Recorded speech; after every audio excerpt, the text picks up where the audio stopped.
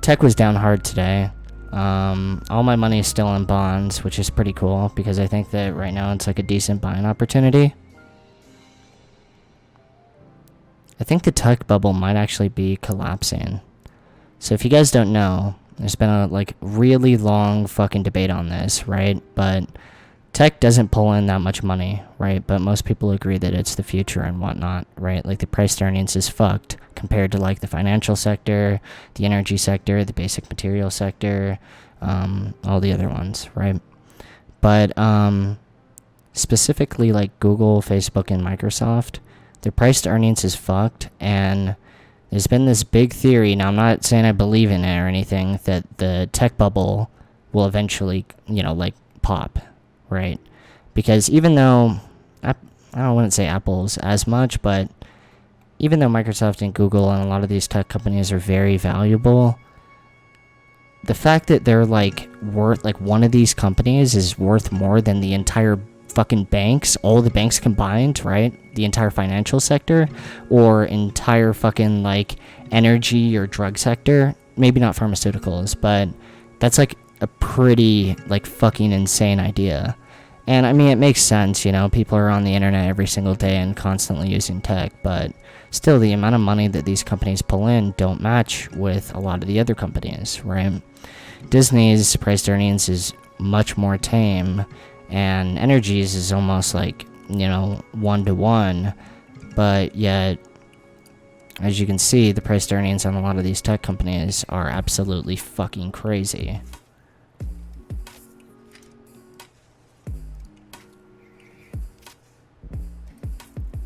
I could start like setting up a portfolio, and we can see if it can like, if it can grow and whatnot. Tech is scary. I don't touch it. Yeah, I don't touch tech either. I've never been a fan.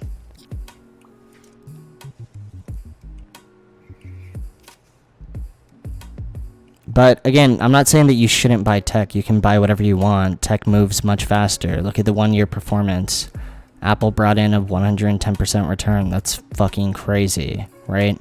You're never going to get a 110% return on, I wouldn't say almost any other sector unless you're getting like some blue chip, like super small company. Fucking Pfizer is not going to bring in a return of 110%.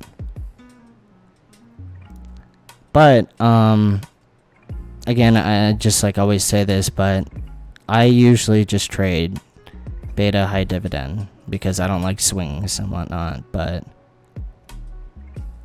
it's just like a mindfuck how big some of these tech companies are. Isn't it crazy that, what's it called? Just in our lifetime. How old is everyone, like, no jokes? Do you guys remember when, like, the iPod was a thing? When the iPod was a thing, no joke at all, I was a kid, and Apple was there wasn't even Apple stores out. Isn't it just a mindfuck that in that time period, that random like device could change the planet so much, where now it's worth more than all the banks? Like, not all the banks combined, but like most of them, right? The size of, if you don't know how to read a heat map, the size of it represents the size of their company. All it is the price versus times the fucking shares outstanding to get the actual how big the corporation is. But isn't that like a mindfuck? When I was young, I used to think like, man, it's like weird because like the internet's out and it feels like all the ideas have been taken, right? But I wonder if there's going to be another thing like this in the next 20 years. Because that is just, dude, there's stores in China now with like Apple and India, and Apple is straight up global now. That's just nutty.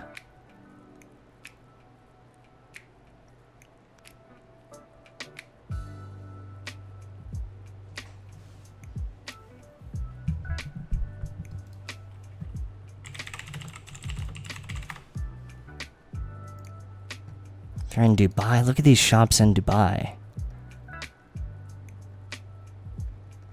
And only what, like, not even 20 years ago. How old is Apple? Like 15? No, I think it was like 10 years ago, maybe. Maybe a little bit longer, but it wasn't even there. That's just crazy to me.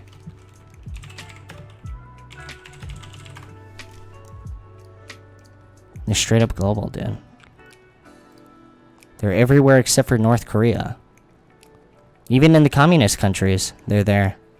Which just shows that they're not actual communist countries, but still just like a mindfuck, dude. Tesla dropped 25% today. Yeah, you Tesla kids. Need some fucking coffee. You Tesla kids are nutty, dude, and it makes me sick. You guys have made so much off Tesla. I don't know anything about cars, so I don't touch that shit, but, like, seeing some of your guys' like, screenshots of, like, your wins, pretty, like, sick, dude. And it sucks, too, because dude, my fucking grandpa was like, Tesla's gonna change the planet, right? And, I was like, alright, man, you know, I get it, you like cars, right? And he was, like, buying all this Tesla stock, like, a long-ass time ago, right? And this is when I was, like, I always went with the dividend stuff, right? So I was just, like, taking the slow route. And then I got to hear his bullshit for the next, like, fucking, like, 6 months of how much money he made. And this is when I was doing it pretty seriously, too, so, yeah, that was, like, pretty tilting. I wouldn't say tilting. It doesn't make me angry when people, are doing well. But he was one of those, like, kind of Keemstar types, where he's like, you're an idiot if you don't buy Tesla right now. Those fucking people, dude. I mean, they're funny, but, like, dude, that can be a little bit annoying. Leafy, what do you think about Bitcoin? Dude, I did Bitcoin when I had a fucking botnet when I was a kid.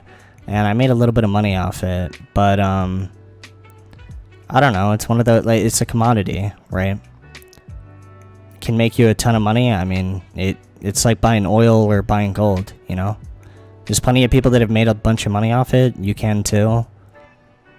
I wouldn't say put all your money into it, but I wouldn't say put all your money into anything.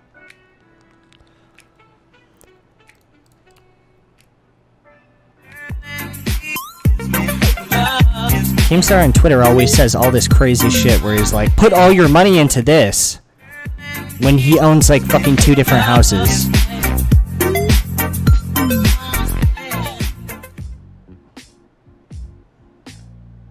Keemstar, I think a few days ago, Keemstar was like, put all your money into Bitcoin. And he was like preaching to everyone. And I think he even did a Twitter video while he was in his fucking house. I don't even think he's being disingenuous, too. Keemstar's like a real estate investor. He's big into that. Call Keem? Alright. I think real estate investing is pretty cool. I wish I could get like into it, but I don't understand it, right? Like, how is it that one house is worth, like, you know, you have 2 houses, they're right next to each other, right? And one of them has, like, a sunset view, and then, like, the price of a lease for that, and on top of that, just the price of it in general is, like, 4 times the value as the other one. That doesn't even make no sense to me. When I was looking for an apartment, just having the view of, like, the sun coming up, right? I don't know what, like, direction that is. That costs, like, fucking, like, 30% more than the other one. Isn't that, like, a, like, mindfuck? You get to see the sun in the morning, so it costs more? Rent was, again, like, 30% like, more expensive. Alright, I gotta piss. We'll watch the EmpLemon's video. I know I've been saying that, we're gonna do that. Massive machine with a ton of different parts that you don't fully understand. I'm gonna take a piss. Thousands of people depend on you to steer that machine in the right direction. Every sailor knows the tragedy of the Titanic, the unsinkable vessel, the ship that was too big to fail. It's a story that's been told dozens of times, and it always ends the same way, with the Titanic doomed to a watery grave. And just as sailors should beware of the Titanic's fate, so too should YouTubers beware of Leafy's fate. Did you ever hear about the tragedy of Darth Leafy the Young? When you look at Leafy's channel today, what you see is basically a sinking ship. His channel is bleeding subscribers almost every day. Like a ship taking on water, it has become completely unsalvageable. There's no way to stop the bleeding. The only thing left to do is watch it sink. Looking at the ruins of Leafy's channel today, it's hard to believe that this was once one of the most powerful empires in YouTube history. So what on earth happened? What caused Leafy's expedition to sail so desperately off course? Why did all of his fans suddenly abandon ship? Everyone thinks they know the whole story, and if you ask any old YouTuber, they'll tell you the same old tale, that the content cop, ddosed himself, heroically slayed the beast that was Leafy is here, and that was the end of it. The content cop may have taken all the glory for the kill, but he won't tell you the whole story. That's where I come in. This is the real story about the rise and fall of Leafy's empire.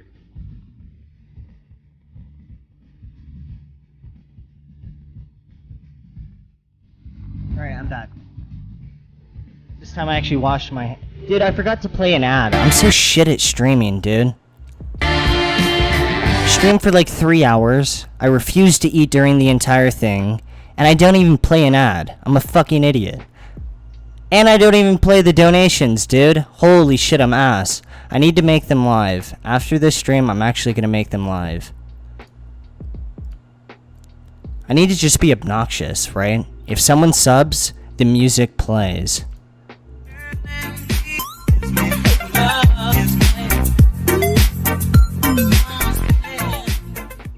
Also, yeah, you guys were right. This overlay is ass. Fuck that.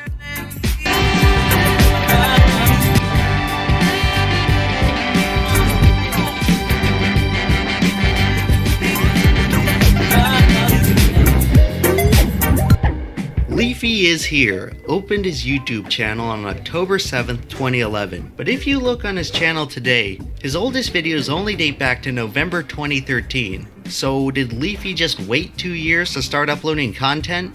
No, it turns out that Leafy spent 2012 doing what every other person on YouTube was doing, making Minecraft videos. That's right, one of the most notorious YouTubers of all time started off as just another Minecraft Follow me on Twitter. Dude, I'm not following anyone else on Twitter. Thanks for the $6. Let's Player. It's really strange and ironic looking at Leafy's channel with less than 4,000 subscribers, knowing the behemoth that it would eventually become. It's easy to look at a giant YouTube channel and call them overrated while discrediting all of their success, but it's important to remember that every channel has to start from somewhere, and most channels have to spend years working their way up from the very bottom, including Leafy. Sometimes when waiting for their channels to grow, YouTubers get impatient. You look at your sub count and you start to see it as a score in a virtual game. That big number at the top of your channel just looks so impressive. That number is power. That number is influence. And soon, you begin to get desperate, trying everything you can to attract a new audience and grow that number. Because if you want to make it big on YouTube, you gotta have a lot of subscribers. And you think you can control how much that number grows, but if you're not careful, that number will begin to control you. And this video is very serious.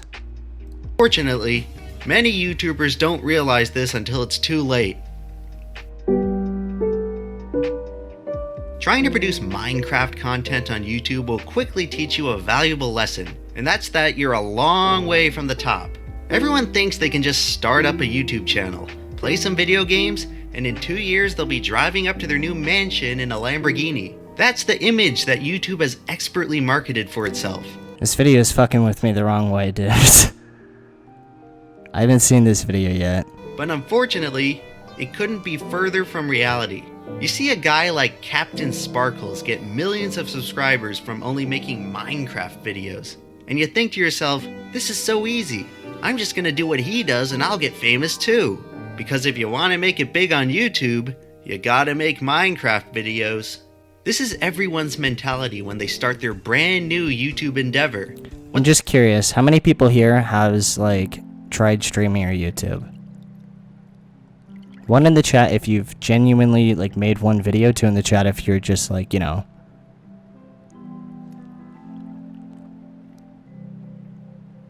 in the chat if you haven't.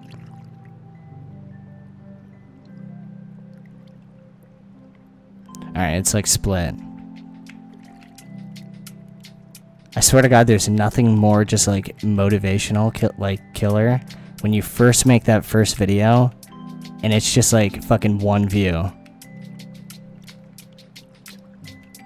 Bro, that shit hits a different way. What they never seem to realize, however, is that about 10,000 other people have the exact same idea. Let's pretend you're driving down the highway. Say you want to stop and order a cheeseburger at the next exit. You pull off the highway and right down the street are a McDonald's and a Burger King. Now imagine that further down the street are about 10,000 other restaurants that sell burgers that are all pretty much all the same, if not worse. The hardest thing with YouTube is getting that initial audience. It's harder to get like 10k subs than like 100k subs once you have 10k subs. In my opinion, at least. The McDonald's or Burger King. Now, which restaurants do you think are gonna sell the most burgers? That's pretty much how I imagine what it's like to run a Minecraft channel. It's kind of a bad analogy, but anyways. YouTube. The difference being that on YouTube, you never see the 10,000 other channels just like you. All you see are McDonald's, Burger King, and all the money they make. And that's usually enough to keep people chasing the dream for a couple of years. Leafy started out as just one of those 10,000 or so channels jockeying to get his own cut of that sweet Minecraft viewer base. By May 20... To be fair, I was kind of like promoting my own server, but... God, now I'm like taken away from the story. That sounds much better than what I was doing. Fuck, man. 12, he was up to 3,600 subscribers, most of which originated from his flagship series, Minecraft PvP Server Let's Play. Who could forget classics such as Part 38, Extreme Rage? By November, his sub count was over 9,000, and by August 2013, he was up to almost 19,000. Decent numbers for sure. Most YouTubers never even get this far. Leafy's channel was almost 2 years old, and something was about to change. Minecraft surpassed its cultural peak in summer 2013. It would never again be as popular. Leafy had a very critical decision to make. He could continue making Minecraft videos and ride that... If you guys want to know how I initially got started, no joke at all. Call Me Carson even got one of these things. There was all these Minecraft YouTubers at the time. I had this copy and paste. Maybe I can like actually find the like text document. But I wrote up this like 4-paragraph thing that said, "Hey, I'm a big fan of your videos, man. You know, etc., etc. I've always wanted to be a Minecraft YouTuber. Now, I've been watching your days since day one. Can you check out my video and like give me some constructive feedback?" Right? Because back then, if someone used to like your video, it was almost as if like they uploaded it, right? It would be like reposted, right? But I spammed this to people everywhere, right? And I may have set up a bot to spam it too, right? And eventually, I even remember the guy. This guy right here. Static777. This person who was making tutorials on how to make like, he's getting 12k views. He's making tutorials on how to make Minecraft, what's it called? Minecraft, farms or something? He ended up probably accidentally, like, liking my video, which got me that, like, 50 subs, right? And on top of that, I had the Minecraft server, and I was, like, promoting it with that, but, yeah. The Minecraft server was only getting, like, 20 people, though. Design. It's expandable as well. You could expand this line here out. That trend into the sunset on his... But after that, I ended up making videos promoting my server, which was like a Let's Play series, and yeah. Very average YouTube channel, and that would be the end of it. Or he could risk everything and start searching for greener pastures. How much did you make on the Minecraft server? In gross, I made 110k, but that's not including, like, the expense, right? It's probably closer to, like, 60k or something like that. How do you set up a bot? There comes a time in every YouTuber's life when they're faced with the prospect I would say, of like, 50k, 60k in profit. Maybe a little bit less, I'm not sure. You gotta understand, for me, I was like 15 years old, so I was like really proud of it. I didn't make 110k in gross. No, I did make it in gross, but I didn't make it in profit. That's not including like expense. abandoning their tried and true formula and pivoting their content to a new frontier. It's a decision that I, myself, have made in the past. Off 20 players? I meant like 20 players actively. The entire server was pay to win, right? Like straight up pay to win. There was even one donation rank that was $1,000, right?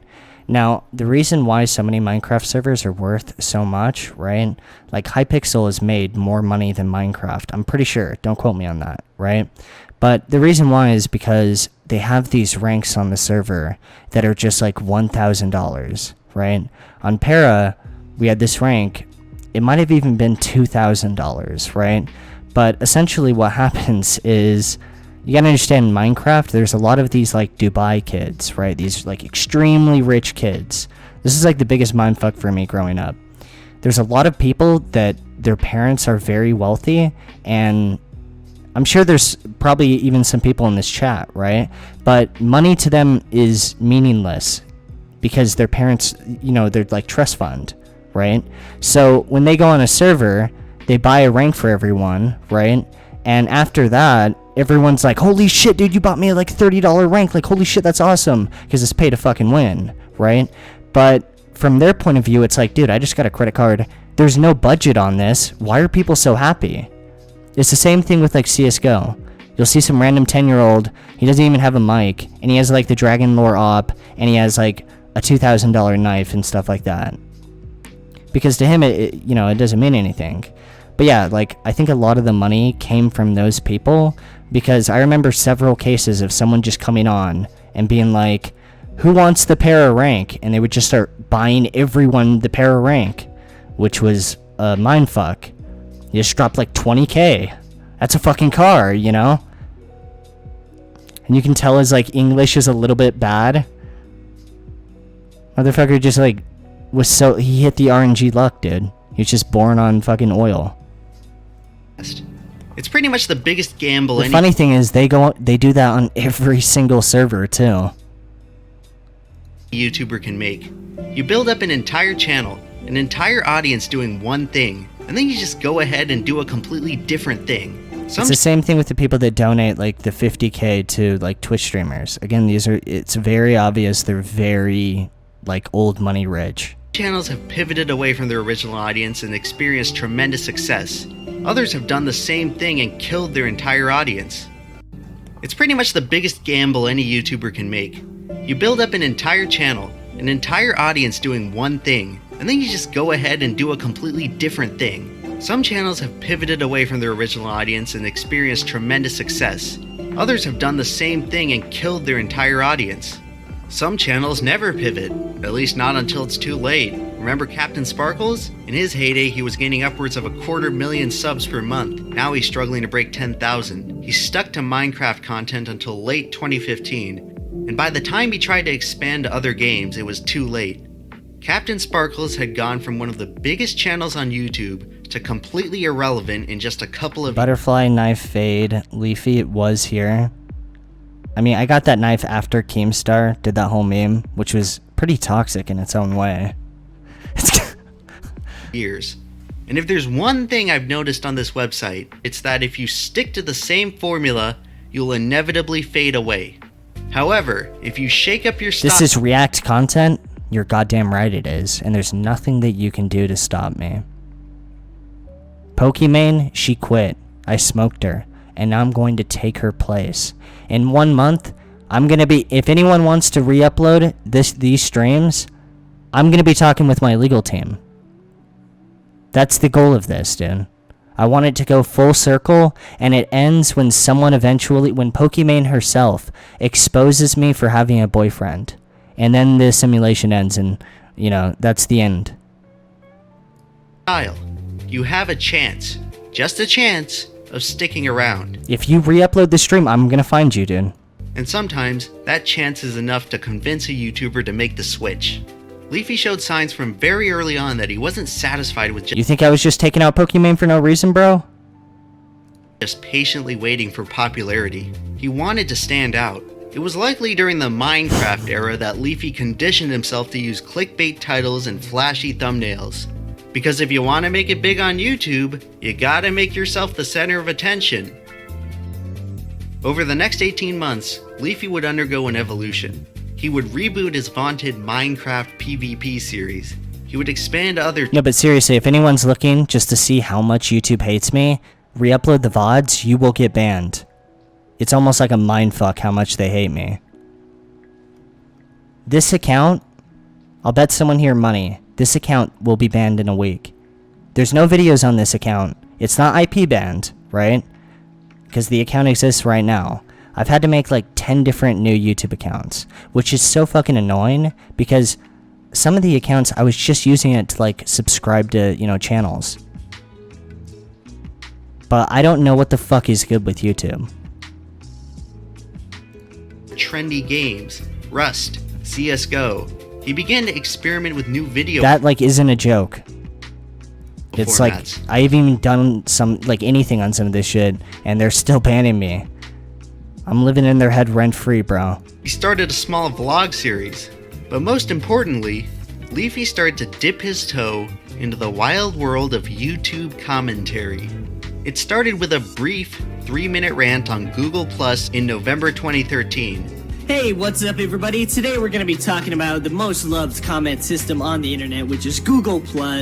Actually, I lied. Everybody fucking hates Google+. What a fucking surprise. This was the first time anyone got to see a darker side of Leafy, a much more cynical Darker side of you, Leafy? This is like the popular opinion at the time. Leafy that would attack a topic with ruthless derision. Full circle, right? The foreshadowing, dude. You can't make this shit up. We're living in the Matrix. Elon Musk, like, completely had it right. Something about his pungent and nasally tone that made young, edgy people want to rally around him. The Google Plus video was Leafy's first rant, and it certainly wouldn't be his last. In 2014, Leafy would appear in a few crossover videos with other Minecraft YouTubers, some of which are still online today. Dude, there's no way. Look how many people. They're all drinking their pods. Dude, if this works out, I will be extremely surprised. Yeah, they're all drinking their pods, dude. They all are. It's weird looking at these videos and seeing Leafy act so amicably and casually. At times it sounds like he's genuinely having fun with his pals. Leafy may have been portraying a friendly outward appearance, but internally, Leafy was changing. I mean, I was having fun. I was playing on my server. Minecraft is fun. What the fuck?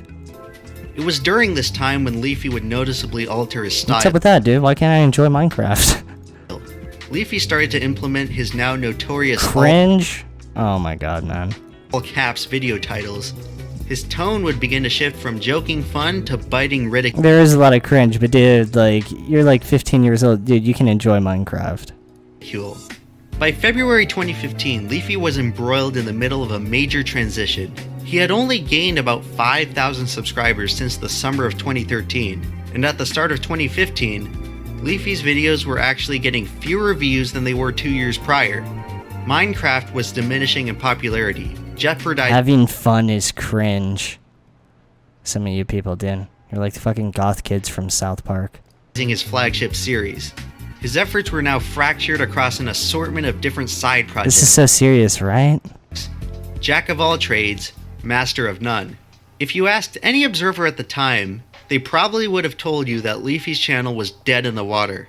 But no one could have guessed that Leafy's channel was about to become more alive than they ever thought was possible. All thanks to a small seed he planted just a year. All thanks to this one guy that would DDoS my server back to back to back. And then one time he joined and said, pay me $500 and I'll stop. And I paid him and he said, thanks for the money. And then he DDoSed my server again. That's when I punched a hole in the wall. And then that's when I decided to randomly rant to my friend while telling all my mods to try to find me where this guy lives. And I spent I spent at least 10k trying to find out who this person was. It's not a joke at all. I'm not gonna drop his name.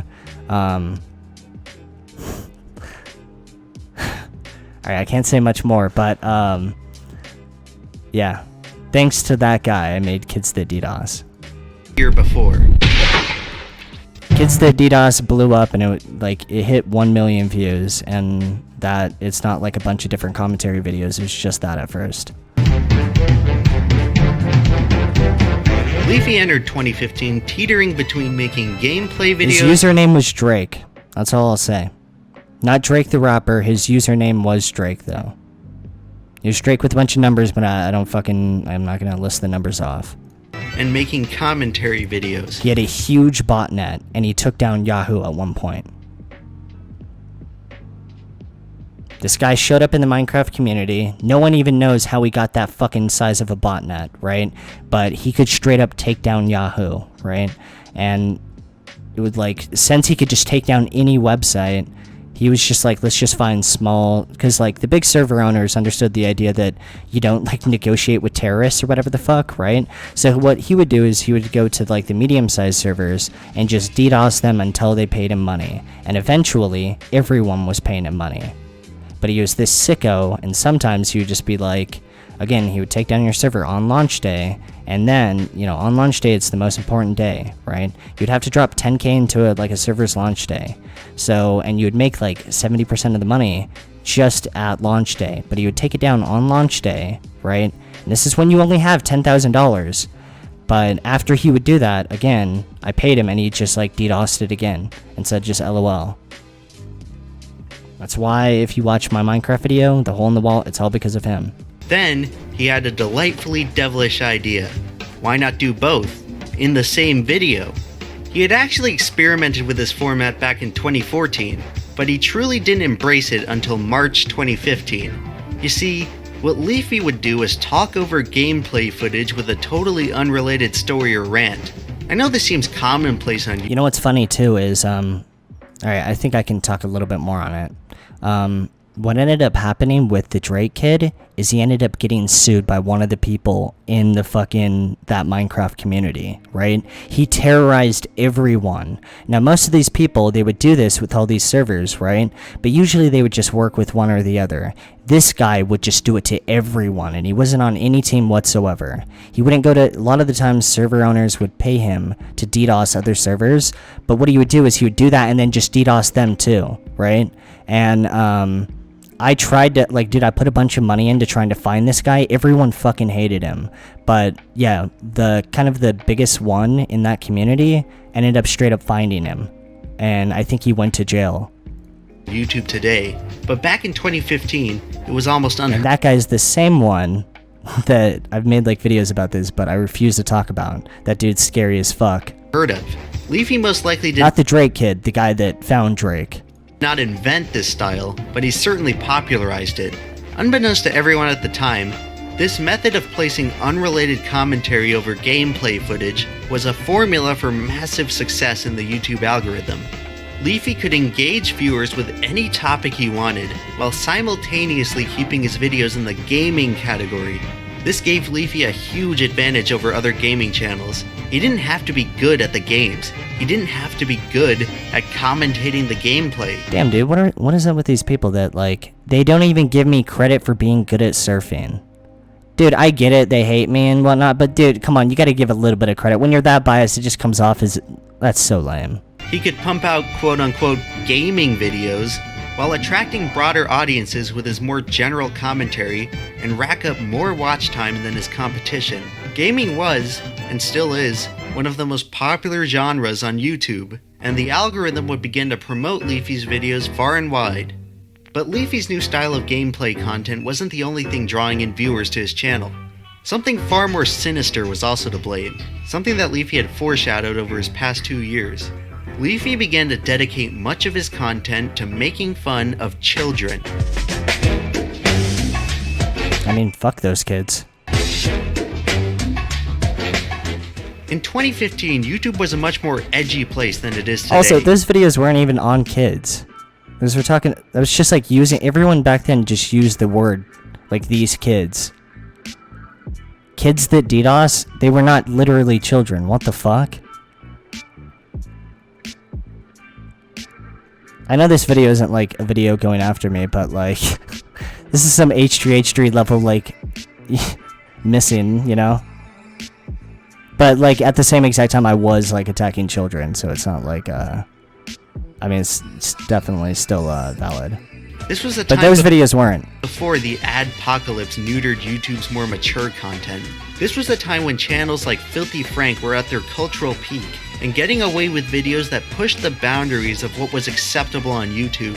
This new frontier sparked a new kind of audience on YouTube, one that craved more outspoken, contrarian, and abrasive content. Leafy quickly Here's a hot take that's gonna piss some of you off, right? Filthy Frank has made some funny videos, and I have respect for the guy, mainly because he never got involved with drama, but I never found the hair cake shit entertaining whatsoever. And I'm not saying that because I'm biased. I had the same opinion before we all had beef. I think, I'm not eating hair for fucking, views. I'm not going that far. I'm sorry, I know that that's the unpopular opinion, but, I never found that funny. That was, actually disgusting. And I know there's jackass and stuff. Dude, I'm gonna, piss off half a chat, but, again, yeah, I don't fuck with that shit. That's just too gross. There's one part where one of them's, he's puking into a pie, and then they're eating the pie. It's too much, man. I know that's, the shittiest thing I can say, because I know some of you guys, like them, but, yeah.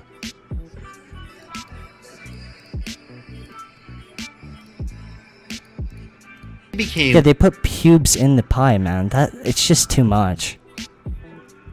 I understand that's the joke, right? Who the fuck would want, no one would want to eat that. But I never found that funny. I preferred, the videos where he was, making racist jokes and stuff like that, where he's a character and whatnot. One of the channels to satisfy this new demand. Starting in March, Leafy would begin to go. The smartest thing that Filthy Frank did, though, was when he rebranded to the. I know, dude, I'm giving the worst takes, knowing my viewers, right? But the Joji shit was actually genius, because I remember seeing an interview where he was there's this massive disconnect between Asia's consumers and American. He didn't say consumers, but he meant music, right? There wasn't this music appealing to both sides, and doing that was really genius. All in. It's exactly what the NBA and Apple was doing, and yeah, it was really smart. Appealing to the edgy part of YouTube. He started 3 new series: Kids That DDoS, Kids That Are Toxic, Kids That YouTube, mixed in with other general purpose rants, as well as more. Someone just donated, a shitload of subs. RNG Media just, holy shit, dude. He just gifted, a lot of subs to everyone. Thanks, man. More CSGO related content. This new brand of Leafy began to pay off fast. By July, Leafy had doubled his subscriber count. He surpassed 100k in August, 200k in September, and 300,000 in October. This was presumably also the time when Leafy scrubbed his channel of all Minecraft related content, all except for this one video, which, for some reason, you can still view on his channel today. Minecraft had It's because it was a good video, dude. Developed a reputation as a game for little kids, the very same group Leafy was attacking in his new videos. For 3 years, Minecraft had brought Leafy his only taste of success on YouTube. Needless to say, it had served its purpose. Leafy had moved on to big boy games. Because if you want to make it big on YouTube, you gotta act. Imagine owning a Minecraft server. That being your entire start. Fuck Minecraft, dude. Like a big boy. Imagine attacking a bunch of Twitch streamers. Fuck them, dude. Now you're on Twitch. Otherwise, people might make fun of you. Leafy disposed of his Minecrafter past so swiftly that it was almost reptilian. Oh yeah, I should probably mention the reptilians. Back in my video about Trump's rise to power, I talked about how he used memes to greatly expand his influence. Leafy is Donald Trump? Maybe that's why H3 doesn't like me. Well, it turns out that Leafy kinda did the same thing. Enter the reptilians. It started off as a small joke in an August 2015 video. Yeah, but these dudes legit believe that the fucking Illuminati is real. Some of them believe that 9/11 was an inside job by the Reptilian Brotherhood. Dude, I can't say reptilian with a straight face, man. It's just too much. Glad you come to join us.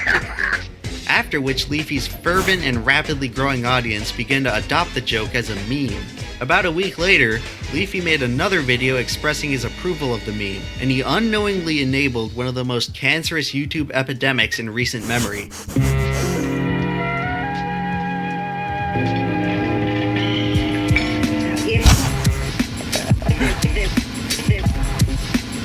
Dude, this shit was so cancer back then. It was everywhere. I completely understand why so many YouTubers hate me. Imagine just being spammed by it. You're just spammed. And then the kid that's behind it makes a video where he's like, oh, a lot of YouTubers are mad at me, you know, I'm sorry, but like, you know what, I think I'm gonna start referring to my fan base as lizards now. Keep up the good work, but I'm not gonna say that, sorry about something like that, bye. The translation of that entire video was, keep doing it.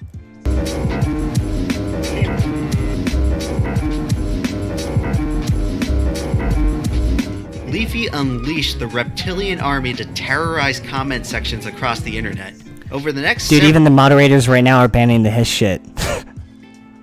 several months, Leafy's fans would raid the comments of big YouTubers and spew reptilian propaganda.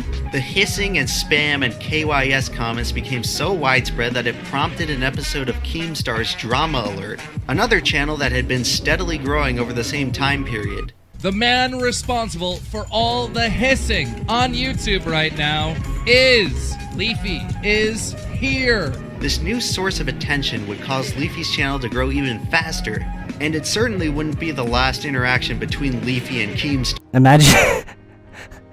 Imagine doing the interview. You kind of help him out, he helps you out, and then you make a video, fuck this guy. Oh my god. For the immediate future, Leafy and Keemstar would enter a cooperative relationship, with Leafy utilizing Drama Alert as a platform to extend his reach to a bigger audience. A few months later, Leafy would appear on Drama Alert to engage in a friendly insult battle with Pyrocynical, another commentary channel that had a similar style of ranting over unrelated gameplay footage. From what I can tell, they were all on good terms. Things were only looking up for Leafy.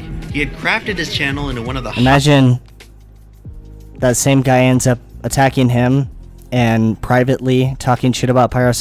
Man, what is good with that guy? hottest properties on all of YouTube. Around Christmas 2015, Leafy would pass 500,000. I mean, Ethan, if you're watching this video, if only you didn't backstab me, we could have taken down Pyro together. Fuck Ethan, bro. Subscribers. Just 45 days later, he would pass 1 million. It's ugly, like look at you, it's a damn shame. Just remember all caps when you spell the man name.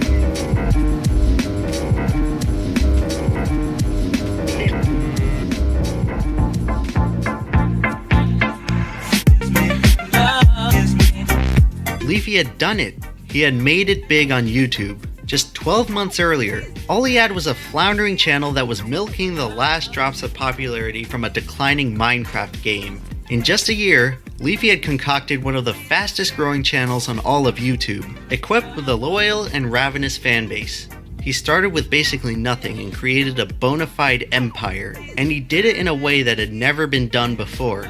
Normally, to become as popular as Leafy was, you have to be some high energy gamer who screams a lot, a legit celebrity, or a flawlessly attractive vlogger plucked straight from Hollywood Hills. I guess nowadays you could achieve the same growth by selling your soul to 5-year-olds and playing with toys for a living, but this was before all of that became a thing.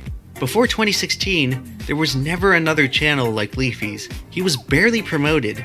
He wasn't smiling and laughing all the time. He didn't have a doofy looking haircut. He didn't have professional looking production value. But he was hiding his chin.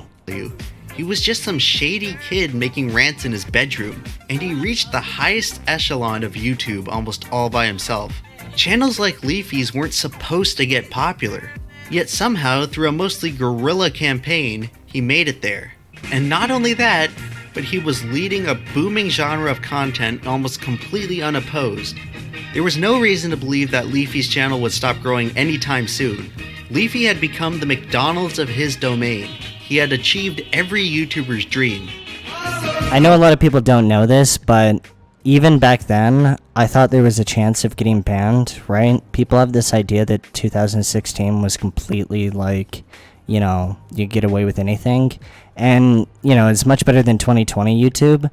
But even back then, I always ran into channel strikes. There was multiple times where I almost got 2 strikes and like almost got deleted.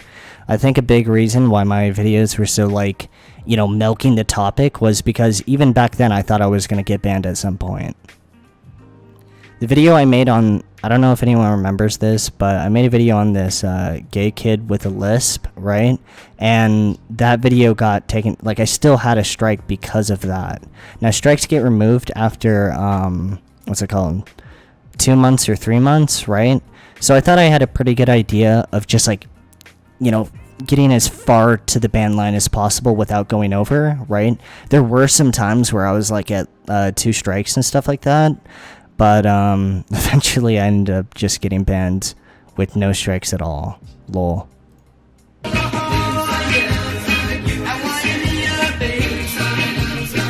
Yeah, his name was Devin. The video on him ended up getting taken down. But this is back in 2016, so yeah.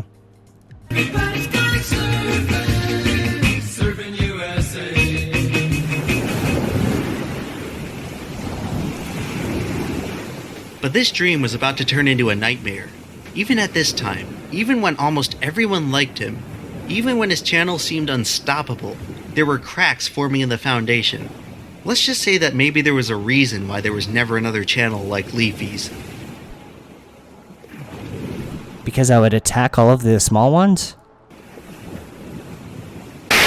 And now I'm here to inform you of a very simple fact. This Sunday at Backlash, I put your downward spiraling career to sleep. YouTube Geographic is brought to you by Patreon and by viewers like you. But Geographic? That sounds like a pretty dead meme to me. Everyone knows the real reason people watch this channel is for Of course, the Phantom Menace was. So let's talk about something we haven't for a while. Leafy's videos. When we last left off, Leafy was only ranting It's about gonna be children. like people going after me or something? Figured out that these rants were his ticket. Oh no, dude. Leafy is cracking. He's gonna talk about how I was like bullying people? That was when it was like growing the most. Ranting about children. However, once he figured out that these rants were his ticket Oh, to never mind, success, I knew that. he doubled down on edgy content. He expanded his scope to booby streamers, then women and sex in general. At first, he would only talk about broad subjects, but soon he would begin to target specific individuals. He would ramp up the clickbait, more racy thumbnails, more shocking hyperbolic titles. He would begin to indulge himself. I mean, it worked, bro. Why would you not do it? Seriously, you're talking about, like, when your views get, and this is the case for this guy too, when your views get to this number, there's no way of comprehending it, right? There's more people that watch this video that could fit in, like, the Super Bowl stadium. There's no way you can even understand what that even means. It just becomes like a fucking video game at that point. And the only way to know what you should do is to do what works. Does that make me autistic? A psychopath? I don't think so. All of these people are doing the same exact shit. In something known as cringe culture, a trend that started gaining popularity in 2015, which involved... I mean, I gave the people what they wanted, bro. In all degrees, dude. It worked, you got banned? That's a good point, fuck. Dude, they wanted edgy content. I gave them that. They wanted me to get, like, exposed as, like, insecure or whatnot. I gave them that. Bro, I am the most selfless individual to ever exist. When they wanted to expose me as I was, like, screwing my editors over and whatnot, I got exposed for that. I am the voice of the people. I'm not even the voice of the people. I am the people, dude. I'm like Christ, dude. Of roasting people on the internet for being weird. This foul cocktail of ingredients led to some of the most toxic content that YouTube has ever seen. And with toxic content comes a toxic fan base. Leafy was seemingly oblivious to this, but whenever he would feature a person in one of his rants, his fan base would often stalk and harass that individual. An early warning sign came in January 2016 when Leafy attacked a small occult YouTuber by the name of Mr. Black Darkness 666. Leafy's fans immediately went after Mr. Darkness, and he responded in a video where he attempted to place a curse on Leafy. The two confronted each other on Drama Alert, where they This shit was so crazy back then.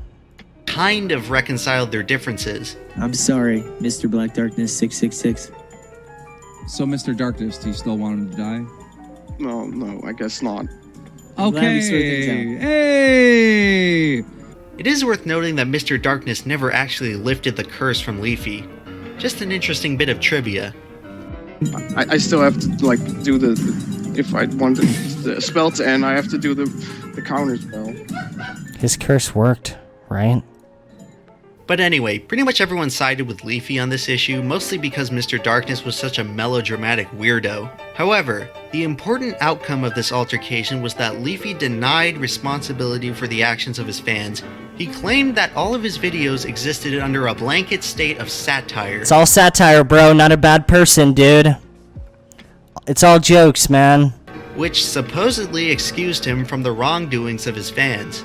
And I made a video about it, and it was one of those things that a lot of reaction channels do. It's one of those things that's like 50% like unlucky, dude. It's not my. It's all satire, man. Parody and like some people still don't get that. There's people in this chat that are still angry. I don't think it's all satire, man. Comedy. It's basically satire, and then 50% like an actual message. All right. I mean, a little bit is on you, but you can't fucking take responsibility for every single person that watches your videos. That's ridiculous, you know? Why? That's bullshit. Why can't you just make another video telling them to fucking calm down and see? That's stop? what. Unlucky, GG, well played.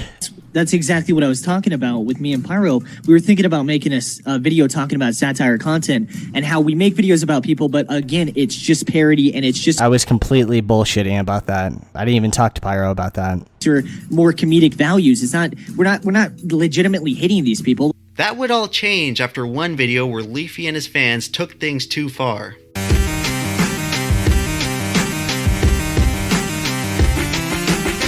Leafy would upload a video making fun of a YouTuber by the name of TommyNC2010. Later that day, Tommy posted an emotionally distressed response. He didn't understand it was satire? What the fuck is this, dude?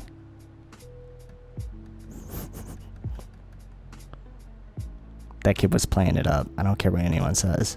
Claiming that Leafy's fans had harassed him and given him death threats. On March 20th, He starts the video off with a tear going down his face. I don't buy it, man.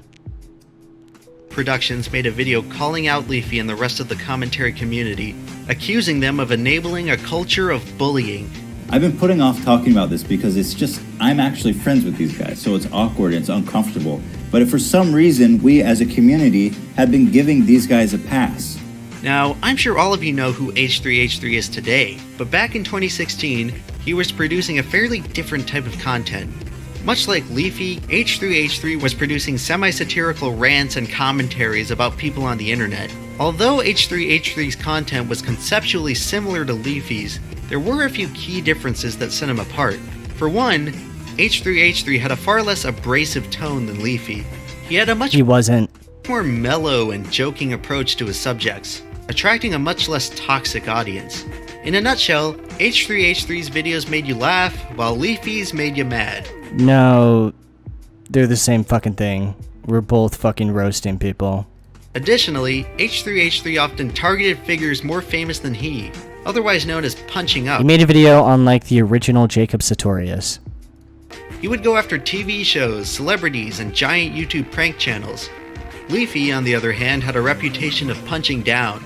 He frequently targeted channels much smaller than his own, leading to much more harm to the victim from Leafy's overwhelming fan base. My fan base was a little bit more toxic, but this idea that he was making different videos is just fucking crazy. They were the same fucking shit. Heading into 2016, Leafy and H3H3 He just wasn't funny. represented two diverging ends of the commentary community, and it wasn't long before they were no longer compatible. Due to the unprecedented amount of backlash Leafy was receiving from H3H3's video, he quickly took down the Tommy NC rant and issued an apology. But he wasn't taking all that flack sitting down. H3H3's Leafy rant marks a landmark moment in YouTube history, as it sparked a chain of events that would make 2016 the most influential year in the history of YouTube drama. Drama that intensified on March 23rd, when Leafy retaliated with the H3H3 Productions rant. In it, Leafy revealed a series of DMs between he and Ethan, uncovering a rather duplicitous side of Ethan, in which he befriends Leafy just months before attacking him. while also conspiring against Pyrocynical. Because a lot of people don't understand that me and H3H3 Productions used to be friends. The commentary community was now split in two, and for the first time since becoming popular, Leafy looked somewhat vulnerable. He had never before dealt with a confrontation where a huge number of people were against him. The H3 Leafy... The best part, too, is that when I came back in 2020, so many people thought I was bluffing with this, no, everyone dislike his videos. I want to see what happens when he actually gets dislikes. Alright. Leafy drama sent shockwaves across the YouTube community, and Leafy quickly became one of YouTube's most notorious figures. I don't know why Ethan attacked me, dude. Did he not understand that it was all satire?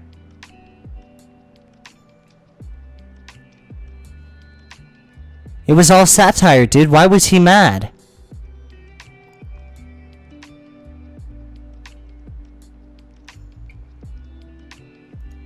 Everyone talking. Even a guy like Video Game Donkey, someone who never commentates on anything drama related, made a video mocking Leafy. You may remember me from my dipshit videos where I make fun of retarded people. You're fucking fat. A few months later, Ethan would actually unlist the Leafy rant. He uploaded a video apologizing for his overly personal attack on Leafy, claiming that he was no longer proud of the original rant. Interestingly, Ethan would quickly unlist this video too, and you can make of that what you will. Regardless of Ethan's true intentions, the damage was already done to Leafy's credibility. The H3H3 rant was the first shot across the bow in the internet's gradual... I know this is super dramatic, but the full story of that was Ethan, after I ended up making that video, even though I got dislike bombed, right? As time went on, it's the same thing with the content nuke on Keemstar. People started seeing H3H3's bullshit, and then he ended up just making this huge apology, refollowed me on Twitter, and said, hey man, what I did was dirty, right? Let's both take down our videos, and I'm gonna issue an apology. Now, behind the scenes, this is what's going on. H3H3 realized that when he made that video on me, he couldn't make jokes anymore, right? He had to be in the SJW crowd, right? And Ethan wants to make jokes. So after he ended up doing that, now he couldn't make videos on people like Jacob Sartorius and shit like that. After I got through the drama, I just started making videos on Jacob Sartorius and everyone. Everyone wants to call me a scumbag piece of shit. Okay, man. Now it can even get worse. But he made that video trying to regain that shit, but at that point he was already Reddit's hero and he couldn't make videos on someone like Jacob Sartorius. You get the idea. So he ended up taking the video down, and then just a couple months later, I think a year later, he just randomly shows up in content and fucking cop Leafy. And I'm not gonna lie, that had me steaming. My response to the content cop was so shit because I was so angry at H3H. Well, if you had to if I had to be honest, I was so fucking mad at H3H3 because of this entire thing, and I was so tilted, but it's obvious that I'm not really showing it, right? But I couldn't. There's nothing I could do. Imagine just me going after Ethan out of that thing. I thought Ethan was going to make another video on me after him. That's what I did with Keemstar. But Ethan being the evil type that he is, it's fucking Dwight Schrute level shit. It's the biggest punch. It's just nah, I'm not even gonna make a video on him. Dude, he's evil. Will turn against Leafy, and a sign of much more grave things to come. But once all the flames died down, Leafy would remain relatively unscathed for the next couple of months, as YouTube's scorn was instead drawn to a very familiar figure. Keep your hand on your gun. Don't you trust anyone. After H3H3 turned on his former ally, everyone in the commentary community had to watch their backs. The Leafy rant would go on to attract a ton of viewers, and everyone discovered that there was now a huge audience for YouTube drama. It's ironic that it all started with Ethan Klein. And therefore, a huge incentive to expose unscrupulous YouTubers. Be the first one to fire. every man is a liar. That opportunity was seized by a new challenger that you all know as iDubbbz. On May 5th, 2016, iDubbbz uploaded the bombshell known as the Keemstar Content Cop, a 22-minute expose that ripped into Keemstar with such surgical precision that it instantly shot him up to public enemy number 1. Keemstar, who thrived on YouTube drama. Here's another hot take. I think his content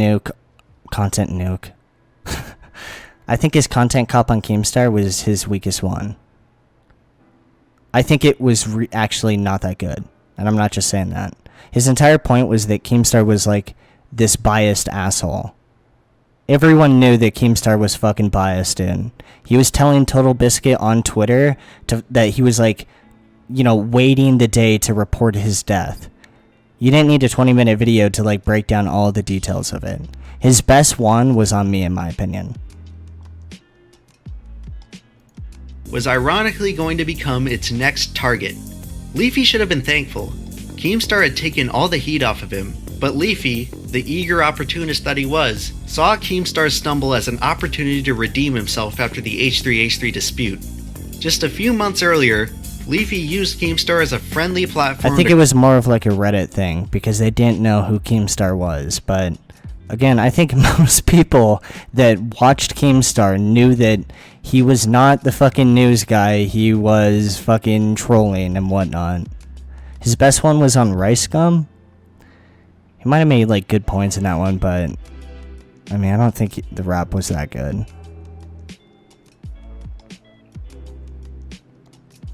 The Rice Gum one definitely had like the highest like production value though. To grow his audience. Leafy would once again use Keemstar to grow his audience, this time as an enemy. On June 13th, Leafy would launch the first strike in a series of attacks that spanned 2 months and 4 rants, culminating in a video where Leafy claimed he was suing Keemstar for defamation. The Keemstar rants were almost universally liked, and they... I never was gonna sue him. The best part, too, is my first video on Keemstar and the entire situation. I even said, if this video gets 50k likes, I'm just gonna attack this dude. It was so fucking funny. Leafy would launch the first strike in a series of attacks that spanned 2 months and 4... These two, utter bullshit. Maybe this one, too. No. Okay, so there's one video he didn't put, but the first 3 were all bullshit. The 3rd video, I was actually angry. The 4th video, I was really angry. I've said this so many times, but when you like talk about Keemstar, the thing that will just like blow you away is he will keep fucking with you forever. This guy has no life at all. I have 0 friends, and Keemstar has less of a life than me. This dude, every single day, you will wake up to him talking shit about you. Over and over again. Months will go by. You'll wake up and he's like saying that you're subbotting. He's saying that you're fucking, dude, he started this massive campaign where he said that I had like STDs and shit like that. This is what I mean when I say like, iDubbbz is, you know, whatever the fuck, content nuke on, content cop on Keemstar. I don't think it was that. Dude, everyone knows Keemstar is like this, but when you actually have to deal with it, it gets so fucking irritating after a while. And it's so ridiculous too. But, oh my god, man. 4 rants, culminating in a video where Leafy... It's like 6 months go by and he's like, still, random campaign. Leafy's a pedophile? Have you guys seen that Twitter video? He's like insinuating that you're a pedophile and shit. Claimed he was suing Keemstar for defamation. The Keemstar rants were almost universally liked, and they became some of the most popular videos on his... Keemstar is like that fighting character that he has no like special combo or like big move, but the way he beats you is just like endurance. He will wake up every single day, doesn't matter how many dislikes, doesn't matter how much shit he gets, but he will just constantly never stop, and it's so fucking irritating on the other end. Channel. Leafy rode the wave of Keemstar hate, along with his usual content, to to the highest level of popularity that he ever achieved. This was the peak of Leafy's empire. It was all downhill from here.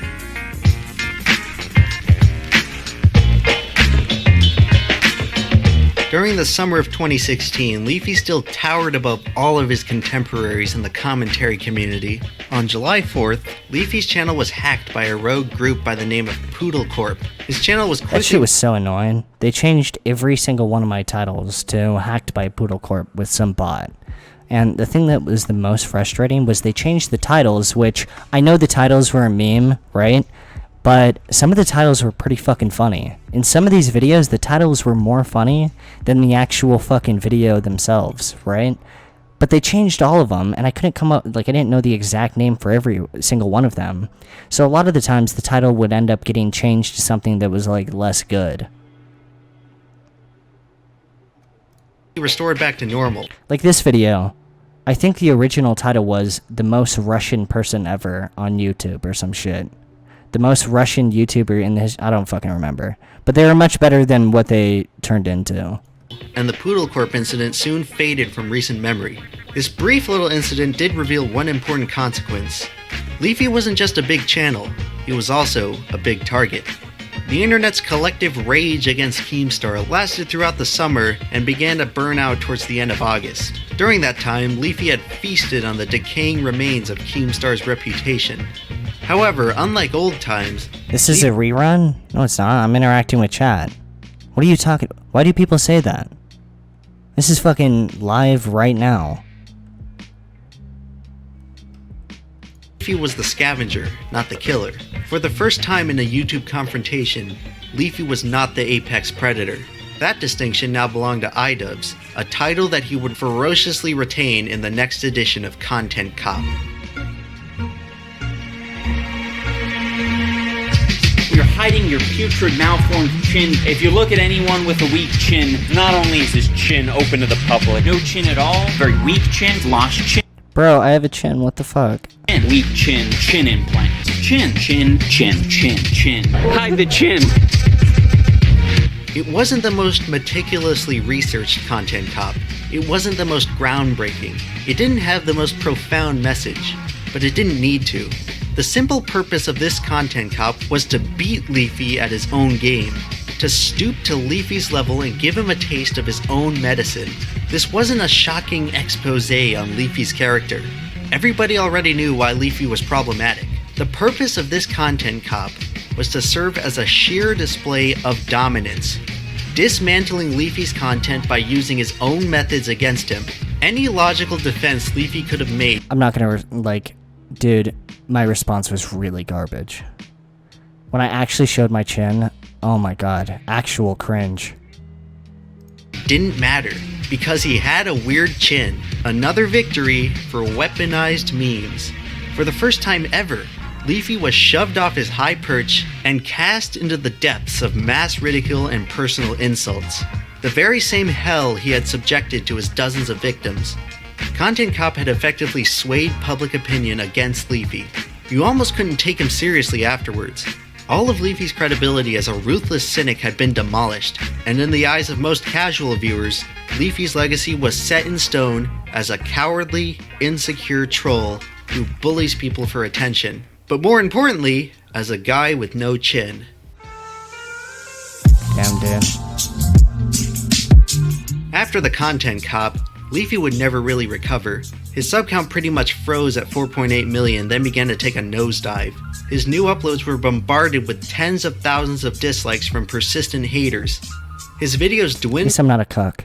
In viewership from several million views each to just a few 100,000. Many other YouTubers followed up on Content Cop by coming out of the woodwork with their own personal accounts of how Leafy took advantage of them, accusing him of greedy and manipulative behavior. Oh my god, this was like the gayest witch hunt after that. We all know that at this point in time, I was everyone wanted a big video on me and whatnot, right? But these people that just made these videos, the $20 meme, oh my god. That shit was so tilting after a while. As time went on, Leafy would only become more and more maligned. No one really came to his defense. No one that mattered, at least. All of Leafy's influential friends from the past had abandoned him. He had made too many enemies. This is such a dramatic video. I don't think it was that dramatic. A lot of the small channels did, but like, yeah, me and Grape were still making videos. And fascinatingly, through all of this, Leafy never changed. He kept up the bombastic titles. He kept up the sexualized thumbnails. He kept up... Because they were working still, bro. I know, like, people love this, like, dramatic story, and, dude, I fuck with it, too. But, I mean, the videos were still working. Like, that's the truth. What ended up being, like, the worst thing was the fucking yellow checkmark shit. Reptilian persona. He just kept charging forward, full steam ahead. It was as if he was refusing his own fate, in complete denial of his doomed channel. What? He just kept going, fueled perhaps by a burning desire to reclaim his glory. The fleeting... Okay, this is definitely towards the end. This is when the yellow checkmark did come in. This is when I was just only going on fumes. The videos towards the end were so, like, just... They're pretty much what H3H3's podcast is now. Fame and admiration that now eluded him. Not the videos when I came back in 2020, but, like, I think 2017? That's when I just had this format. I was just grinding it on, like, a bot.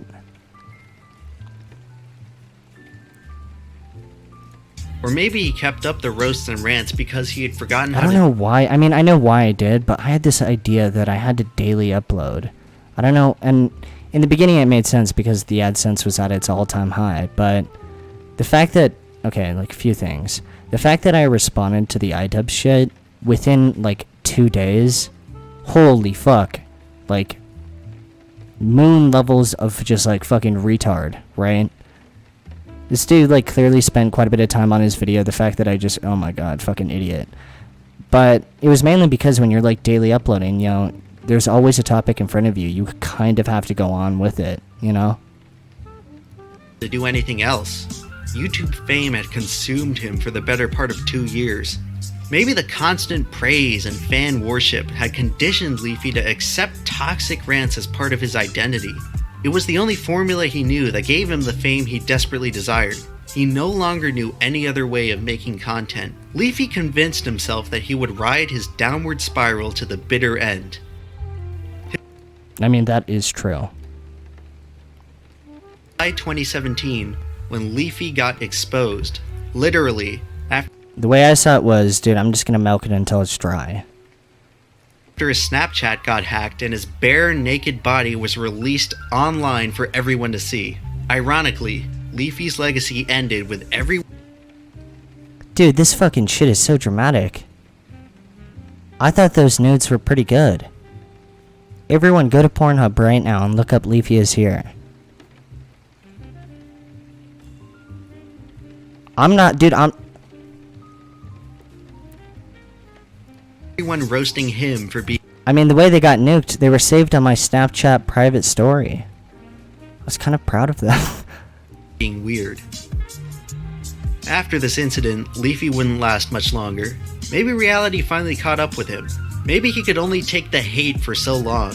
At this point, I definitely was just, like, going on fumes. But, I mean, everyone already knows my stance on this. I think it's way more algorithm-based. Maybe he finally... Maybe people are just, like, burnt with my, like, format or some shit. But yeah, I was just, like, burnt. I was just like, dude, I'm gonna fucking get a few more 1,000 out of this, and then I'm out. Accepted his demise after ranting about Jake Paul couldn't even save his channel. Leafy had already abandoned his Twitter page in May 2017, and after uploading a final rant in December... I know this video is like a documentary, but damn, this is serious, dude. Does anyone actually think the nudes was, like, one of the big reasons why I was getting less views around this time? Leafy called it quits. He didn't even say goodbye. I made, like, 3 videos on it. Bye. So that's it then. Content Cop killed Leafy. The end. But that's... The end. That's it. That's not the whole story. Something else was already killing Leafy long before Content Cop got to him. Something bigger than anyone could possibly imagine. It's easy to see. Dude, I take it all back. Holy shit. This guy had it fucking right. Sit there and believe that Content Cop was totally responsible for Leafy's demise. And while it is true that following Content Cop, Leafy's subscriber count started a permanent decline, if you take a closer look at the numbers, the data, the analytics, something just doesn't add up. This episode of Content Cop propelled iDubbbz and the series to legendary popularity. People point to this video and what subsequently happened to Leafy as proof that iDubbbz is a bona fide YouTube killer. That was a little bit tilting, I'm not gonna lie. Because, like, when I was getting so burnt with this shit, right? And, like, my videos were getting taken down and stuff like that. Oh my god. The fact that everyone wanted to, like, try to take the... Bro, it was me. I think even Keemstar was trying to take the fucking credit. Keemstar was like, dude, it was all me. He showed up on this episode of Baited. I got him. But is that actually true? To date, iDubbbz has produced 11 episodes of Content Cop. In 7 of them, he has talked about a specific YouTube channel. So out of those 7, how many do you think were... Here's genuine advice to iDubbbz. The Content Cop series, it's almost impossible to keep it going with YouTube's terms of service, right? But if he were to bring it back, I think he could get away with making the videos on the types of channels, right? Although I think he's like, he doesn't want to make those videos or something. I don't know. YouTube channel. So out of those 7, how many do you think were directly killed by Content Cop? Jinx is a pretty dead channel today, but his decline didn't start until several... Jinx is a fucking idiot. I said this in the last stream. The fact that he actually stopped reacting to videos after everyone made a video on him, moron. ...weeks after Content Cop. If he were to just keep doing that, he could have had like 30 million subs. The Fine Bros lost subs for a brief period, but that was due to attacks from multiple YouTubers, not just iDubbbz. And even with that, the Fine Bros are still doing better today than they ever have been. Proof. These people... See, this is how you can tell. These fucking soulless individuals. Everyone comes after them. They tried to censor the entire fucking internet, right? They just kept doing it. He doesn't even fucking... They don't even care. And now they're... How many subs are they at?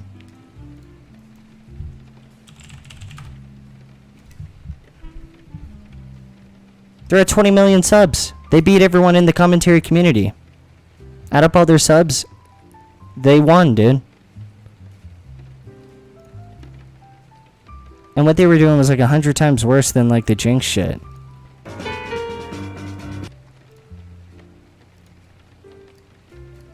It's funny. Yeah. This is the line, dude. I can't. Keemstar experienced a significant decline after Content Cop, but after about a year, his numbers returned back to normal, so you can't really argue that he's still a dead channel.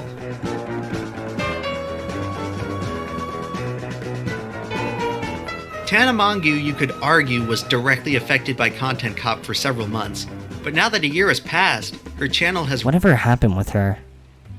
She apparently married Jake Paul or something, and now she's on MTV?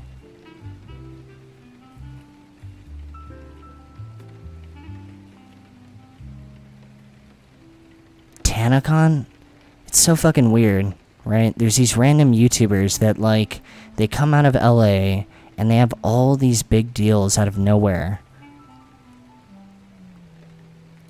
Rebounded and is currently thriving. Certainly not dead. Tanacon editor? The Rice Gum Content Cop, which you'd think would be the most influential since it's currently the most viewed in the series, barely put a dent in his numbers. Would you pipe it? Yeah, I think I would.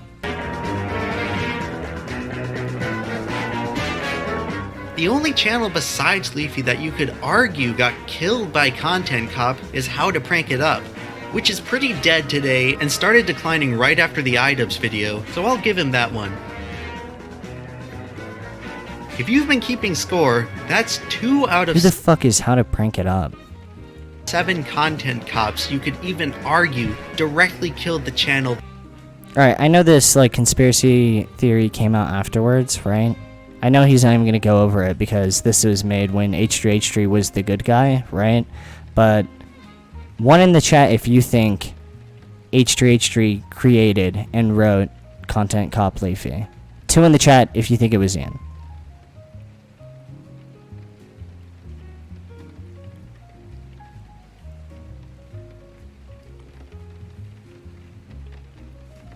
$50-50?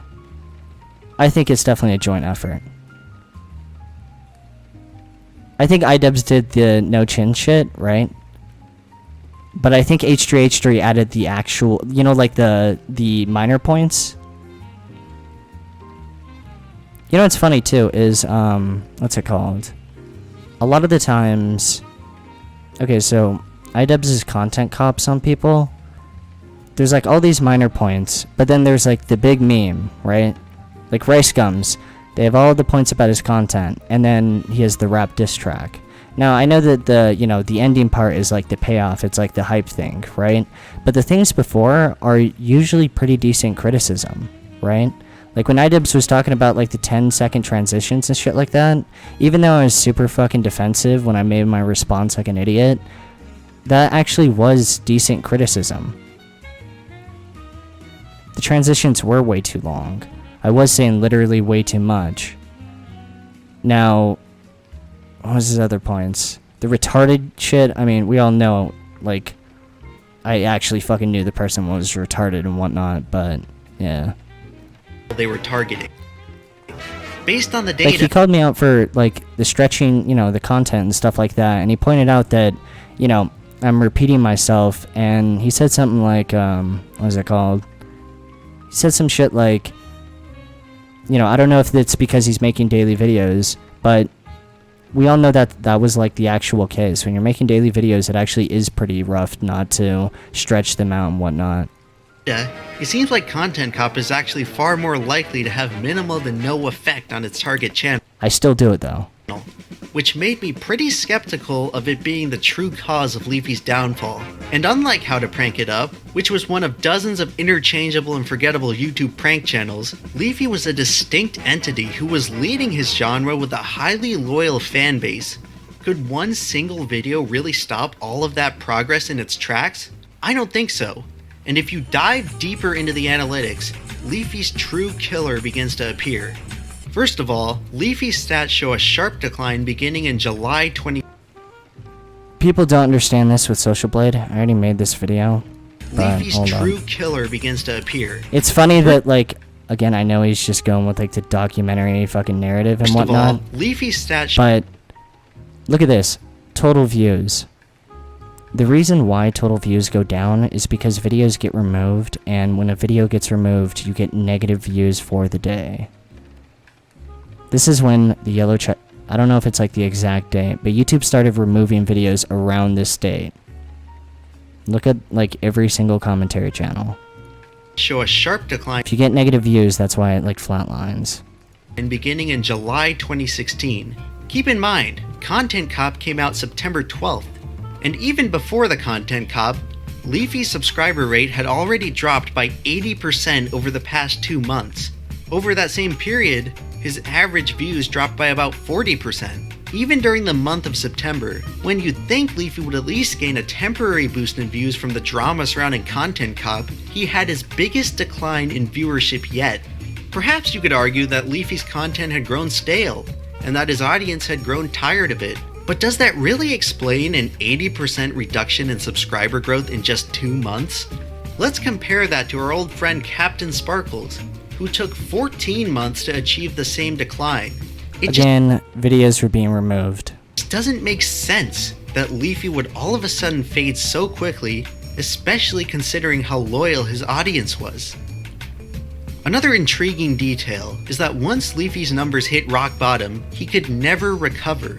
By spring 2017, Leafy's view count had flatlined to about 10% of what it was. The thing he doesn't understand, again, I know the video is like entertainment and whatnot, right? But if you look at the videos before they got removed, before the fucking entire channel got removed, the videos were still getting views. The thing was the videos that had the most views was actually getting taken down. Its peak. So it's funny that, like, you know, again, I understand it's like entertainment, but And it slowly why didn't he change his format? Again, because it was still working. continued to decline beyond that. Now, this isn't too out of the ordinary for a typical YouTuber. A lot of channels peak in popularity only to slowly fade away and never return. However, Leafy was not a typical YouTuber, so you have to compare him to a more similar channel, like Keemstar. Leafy and Keemstar had very similar experiences in 2016.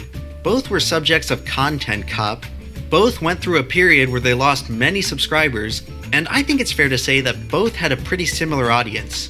And when you compare their stats, they both flatlined in a similar way, except for one thing. Keemstar eventually bounced back. Not slowly either. Over just 2 months in mid-2017, he inexplicably spiked back up into popularity. Dude, it's because he had a beard. I have a beard now, guys. And by the time his numbers stabilized, his subscriber rate had more than quadrupled from where they were in early 2017. It was as if a giant weight had been lifted from his channel, allowing it to... If I ever do a face reveal, should I shave and go for the, like, dude, you know? Hey, it's me. Or should I just, like, try to look more scruffed up? The beard is not as good as Keem's. There's no... I don't have those genes, bro. I can't fuck with that shit. Keemstar's beard is fucking legendary.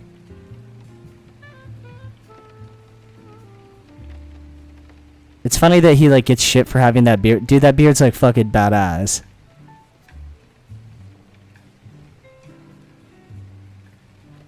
Should I just, like, grow out my hair and come on like I'm homeless?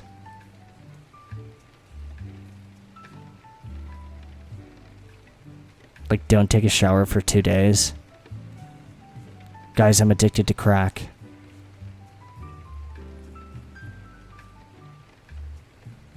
You know what's funny too is, dude, I got a haircut right around fucking 5 mil subs. Unlucky. Suddenly grow freely.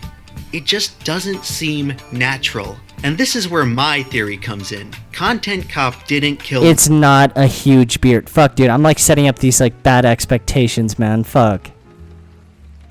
I don't have like a genuine beard. Okay. Leafy. YouTube did. And I'm not talking about the YouTube community. I don't want any good expectations, dude. I'm already awkward as fuck on like fucking Facecam, dude.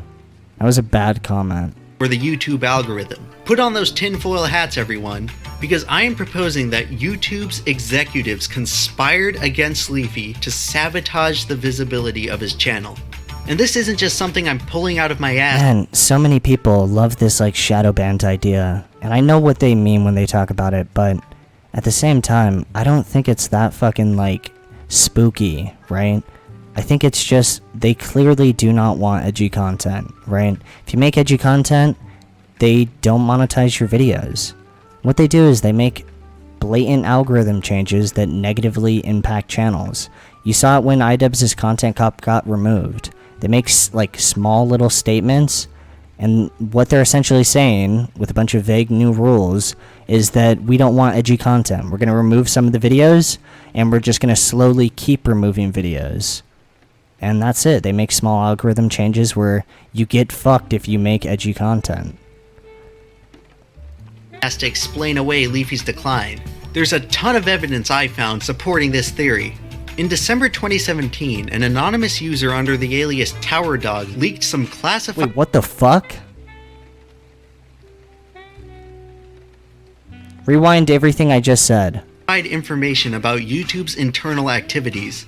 He alleged that in mid-2016, YouTube held a private meeting with a few select creators. This meeting had one objective. This was when the yellow checkmark shit came in. To decide what to do with what YouTube referred to as unwanted channels. It was H3H3 the whole time? Dude, notice how H3H3 was not in that category. They had iDubbbz who got fucked by this shit. Everyone else... It was H3H3, dude. YouTube referred to as unwanted channels. Earlier in this video, I mentioned how becoming a big channel also makes you a big target, and back when Leafy was rising up the ranks, he attracted attention from more than just edgy teenagers. Apparently, even if that dude was bullshitting, H3H3 still was making pretty edgy content. Why didn't they? That's very suspicious, man. YouTube had become well aware of Leafy's meteoric rise. Dude, at this point, H3H3 is getting so much hate, he needs to just come out and say, I banned Leafy. You know how much of a power play that would be? He's definitely gotten the same amount of hate that I have. I don't think he cares about dislikes either. Imagine if he just came out and said, I banned Leafy, and I can't be fucking banned either. I'm friends with Susan.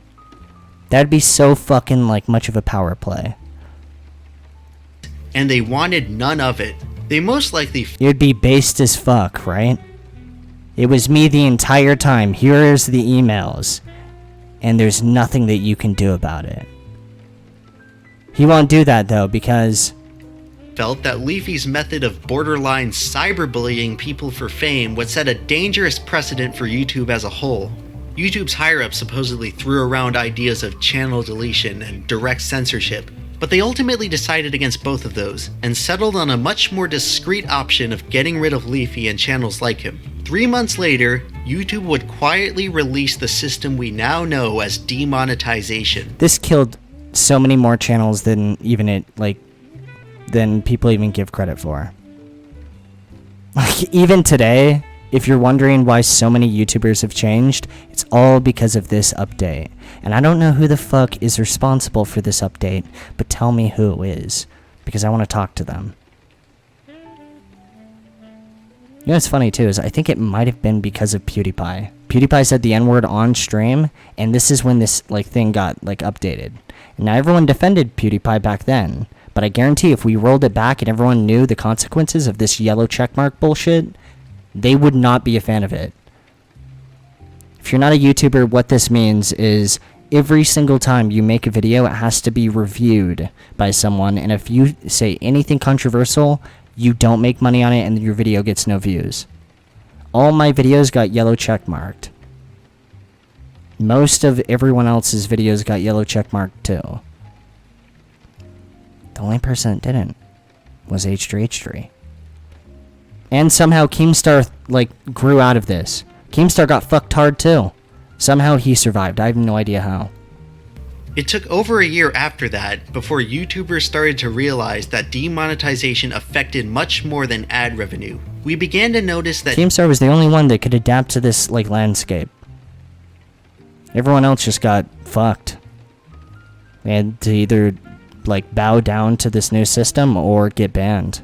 Demonetized videos would directly correlate with poorer video performance, uncovering a massive system Keemstar's the main character, where affected videos would show up far less in viewers' recommendations. After further research, YouTubers discovered an entire underground rating system that affects the monetization status of entire channels. So, yep, I remember this shit. When this shit came out, this is when I actually quit. This is when I was like, yeah, this shit is no fun. Based on what we now know today, is it not reasonable to most people did kind of quit at this update? Infer that somehow YouTube may have Keemstar found it fun. Oh, a new early game version of this system into Leafy's channel? For all we know, Keemstar probably liked it. He's like, the rules are changing. Of YouTube's demonetization system? I think it's highly likely. What else could be responsible for all of the strange patterns in Leafy's data? It's just too much of an anomaly to happen under natural circumstances.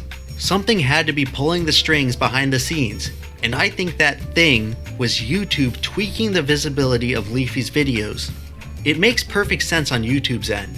They were worried about Leafy gaining too dramatic ass. Dude, he already showed proof it was already the case.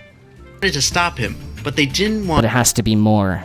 It has to be they planned the JFK assassination. Fearing with the growth of a YouTube channel. Now consider this. Leafy can't gain any more influence if the algorithm doesn't spread his videos to new people. And people won't notice which videos YouTube isn't recommending them. And if you pay attention, you can see the extent to which YouTube has hidden Leafy's videos. Let's look at YouTube search. If you search this video aged so fucking well. any channel you can imagine right now on YouTube. You're pretty much guaranteed to find videos from that channel in the first few results of the search. However, if you search for Leafy's channel on YouTube, the first results you see aren't Leafy's videos, but other people's videos about Leafy. Here's another example. Leafy's channel once peaked at nearly 5 million subscribers. Hold on, what was that title? But other people's videos about Leafy. Here's another example. How to kill literally any human in 3 seconds. Oh my god. Leafy's channel once peaked at nearly 5 million subscribers. So based on that stat, how many views do you think his... I mean, H3H3 says he took the dub, but... it seems after they hid me, I still fucking adapted. Until they had to just ban me. most viewed video has. For comparison, I have around 270,000 subscribers, and my most viewed video has over 5 million views. It's very common for YouTube channels to have their most popular video. They couldn't just hide me, dude. They had to erase me from history. The view count several factors above their subscriber count. So considering Leafy's sub count was nearly 5 million at one point, you'd expect his... Yo, there's a shitload of people subscribing right now. Appreciate it. Fuck. I need to make these notifications, like, automatic. most viewed video to have around 15, 20, or 30 million views. Leafy's most viewed video has just over 8 million views, not even double his subscriber count. It's bizarre, and it's probably way less than you expected. It's almost as if Leafy's videos have never been spread beyond his core. You know what's so tilting? There were so many videos with like 10 million views that just got removed over and over again, right? People wonder why I was like so big on like the algorithm junkie shit, right? When I made just videos that would just like hit in its perfect, like in the perfect way. Core audience. Like that Devin kid? Dude, that was like a grand slam. YouTube just randomly removed it when it was on like the trending page like a month later. Back then I think videos could go on the trending page like back to back. There's one more little wrinkle to this theory that I discovered. Out of all the episodes of Content Cop, the Leafy Content Cop was the only one that YouTube put at the top of trending for more than 24 hours. And then they removed that video too. Just like the Pokemon shit. What are the chances that it was all H3H3? What if H3H3 was even doing him dirty? And I found this fact the most interesting of all. If this theory were true, Content Cop would be the perfect cover-up for Leafy's downfall. H3H3 and Keemstar is like Israel versus fucking what are the fucking name? The Palestines or whatever the fuck? Just made up his The entire commentary community is just that, dude. allegations of YouTube's secret meeting. You may think that all the research and evidence related to YouTube's indirect censorship is And bogus. they're both fighting and for even if you are the Jerusalem, man. most skeptical person on the web about this theory, let me just ask you No, one but I think Keemstar's like Italian, but I mean, it definitely does fit. thing. Have you ever seen a Leafy video in your recommendations after 2016? Or maybe everything I just said is wrong, and Leafy's downfall was actually caused by Mr. Darkness's curse. Ladies and gentlemen, the death spell. This dude needs to make an updated version where he just blames H3H3. It's been confirmed at this point. Has been turned off. No, but for just like videos, I still aged have very to well. like do the if I want the spell to end, I have to do the counter spell. Keemstar is Iran? And that, ladies and gentlemen, was the rise and fall of Leafy is Here, from beginning to end. So what did we learn? Well, I think the story of Leafy is Here is a cautionary tale of what happens when a YouTuber becomes too popular too quickly. A lot of What? Are you kidding me? people will tell you that Leafy deserved all the I didn't punishment do no fucking Onision shit. Jesus, man. Don't put me in that group. he got, given the 12 or so months of unleashing his Why is he putting the shitty picture of me up, dude? I'd rather him put the dick picture up. unsuspecting victims across YouTube. Leafy's ultimate fate of mass public humiliation and ridicule seemed like a fitting end to one of the most notorious figures on this website. But if you look past the hate, if you look past the drama, Oh my god, dude. That clip Ethan putting up those posters. So tilting, dude. This is after we buried the hatchet and everything and he said sorry to me. He said, like, straight up, quote for quote, "What I did to you was out of greed." Then he just shows up in this massive video. Past the fame, the Ethan fortune, Klein is evil, dude. and the fans, you may realize that Leafy was only 20 years old at the peak of his fame. I gotta give credit where credit is due. I don't know whose idea that was, right? If it's Ethan's, if it was like iDubbbz, I have no idea. But that was like a sick troll move, right? The fact that he's there, he's not even gonna say anything rude, but he's just gonna show up just because he knows that I fucking hate this guy. Oh my god. And I can't even attack him for showing up in the video. That's like a 500 IQ play. That's the same age I am now. And oddly enough, looking back at Leafy's YouTube career, I noticed a lot of parallels between him and me.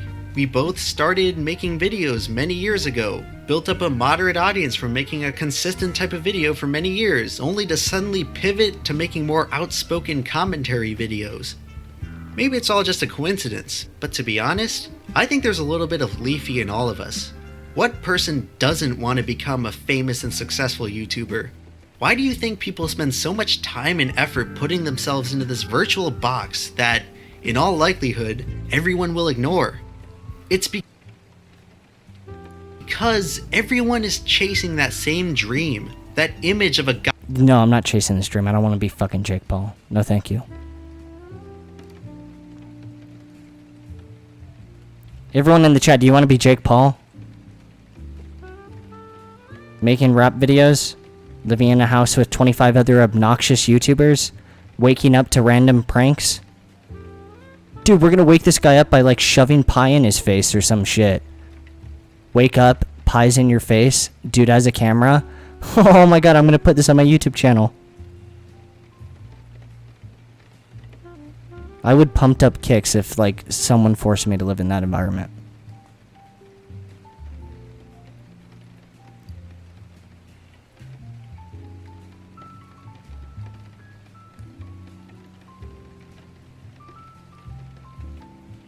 Joker versus society? Alright, what do we do now, dude?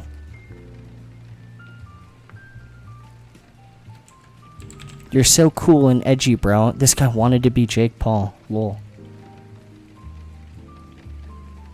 I don't think it's fucking edgy not to want to be on, like, a constant reality show 24/7. There's plenty of people that don't like the idea of that. Call Keemstar? Oh, fuck. Dude, I missed 2 calls from Keemstar. He also said, what the fuck?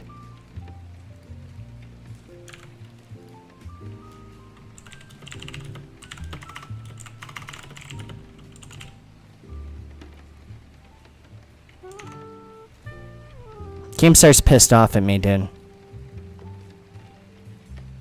I don't know why, dude.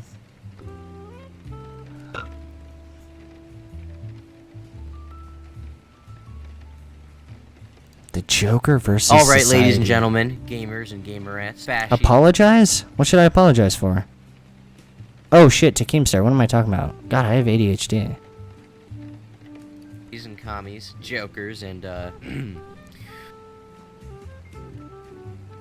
Tell him about the backstabbing? Dude, he already knew about the backstabbing. He knew about the backstabbing when I first made the fucking video. Keemstar's the only one that doesn't have some fucking, like, messiah ego. He understands that people are doing shit, like, for, like, what their motives are and whatnot. Meanwhile, Ethan Klein genuinely thinks that fucking there's a vast difference between him and everyone else that's making commentary videos. Oh, he's renting a studio and he has some random guest on.